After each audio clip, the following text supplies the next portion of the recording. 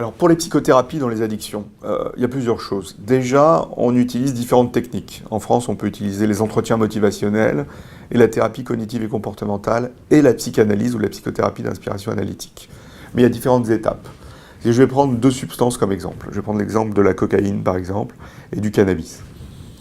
Pour la cocaïne, un petit nombre de séances d'entretien motivationnel, il faut être formé au préalable, mais un petit nombre est suffisant. 3 à 4 séances au début du traitement et rapidement on bascule sur de la thérapie cognitive et comportementale. J'ai publié un manuel de thérapie cognitive et comportementale ciblé sur les drogues stimulantes qui est une adaptation française d'un manuel américain. Donc là, c'est 3 mois de traitement de TCC pour cette partie-là, cocaïne ou drogue stimulante. Maintenant, je prends l'exemple du cannabis. Le cannabis, on peut utiliser des techniques d'entretien motivationnel qu'on va après moduler en TCC.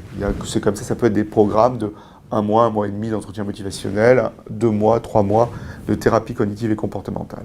La différence entre la cocaïne et le cannabis, par exemple, c'est que pour la cocaïne, il faut un tout petit nombre d'entretiens motivationnels. Donc si on résume, il faut entretien motivationnel et TCC ou TCC seul.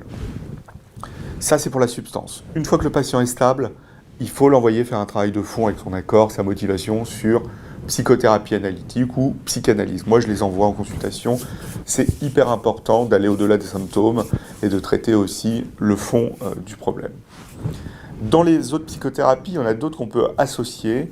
Par exemple, dans les addictions sexuelles, dans les addictions chez les ados, on peut associer les thérapies familiales et les thérapies de couple dans les addictions sexuelles.